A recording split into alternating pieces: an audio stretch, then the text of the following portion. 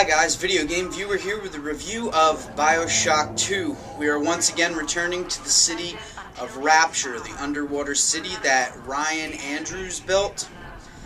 This time you're playing as a Big Daddy rather than just a mere human, and it adds a slew of avenues that you can take in this game, and it is just really cool playing as a Big Daddy. The storyline of the game is that as a Big Daddy, obviously you take care of a little sister. All the Big Daddies have these little sisters that they're meant to protect. Your little sister was Eleanor, and she's taken from you by, I'm not going to name who because it'd be a huge spoiler, but you're forced to do something. Again, spoiler, not going to name it, but you come back 10 years later, it jumps 10 years later in the future, and you're left without a little sister. So now you have no way to harvest Adam and no way to gain Plasmid. So basically what you're doing is you're running around Rapture, you're trying to find Eleanor, and along the way you're going to need to harvest Adam. So you need to take on other Big Daddies to either adopt or harvest their little sisters. Harvesting their little sisters will give you Adam right there on the spot. Adopting them will allow you to track down corpses that your little sister can then harvest Adam from, but you need to protect them while they're harvesting the Adam from splicers. And you can do this in a lot of cool ways. They added tons of inventive ways to protect these little sisters. One of my favorites is the trap gun, where you can actually shoot traps on the floor, and these traps use a wide variety of different things such as cyclone to sweep them away and blow them away. There's like proximity mines that are on the ground that'll just blow them up and kill them on the spot. But you can use any means possible, not just traps. You got a big drill this time, you got a rivet gun. If you remember Rosie from the first Bioshock, she carried around the rivet gun.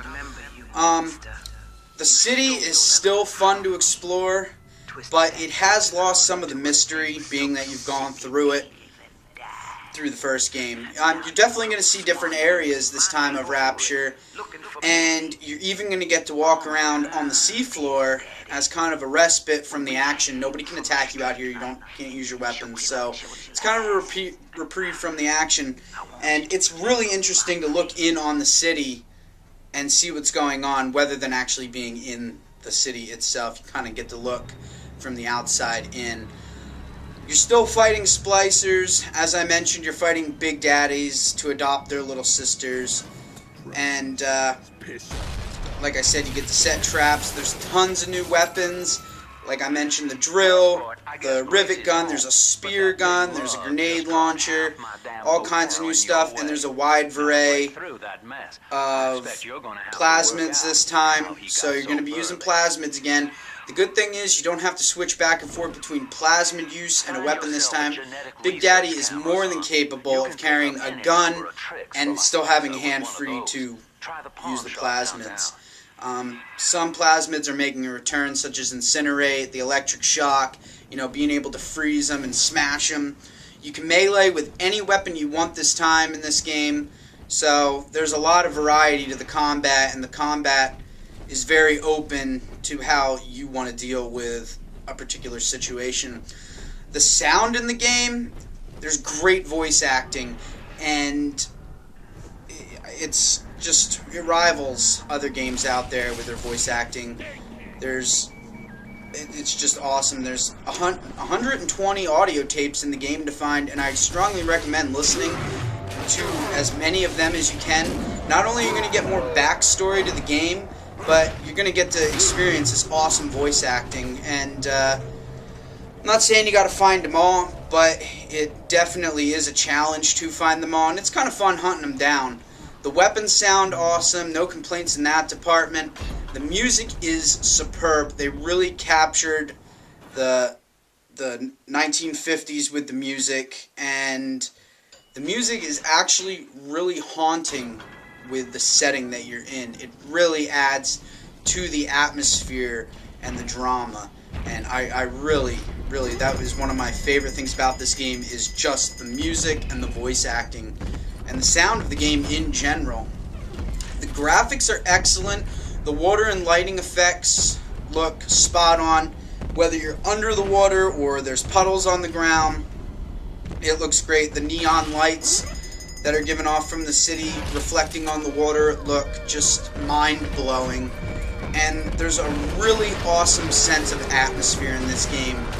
Unlike any other game that I've experienced before, this is just one of those games where the atmosphere is going to stick with you for a very long time. I've never seen quite a setting like Rapture. Also new to Bioshock 2 is multiplayer. It wasn't in the first game. They added it to the second game. Some people are like, we don't really need that. We didn't have it in the first game. But it is new to Bioshock. It's not going to win any awards, but it's still really fun to play. It's a great mix of plasmids and weapon combat. And there's some fun game modes, so I'd really recommend checking out the multiplayer as well. So again, this has been the Video Game Viewer. I'm giving Bioshock 2 a 9.5 out of 10. So keep watching, come back, check out for more. And also, guys, let me know what some of your favorite plasmids are, whether you played the second game or if you just played the first game. But let me know, comment, and let me know what some of your favorite plasmids are. Thanks, this has been the Video Game Viewer.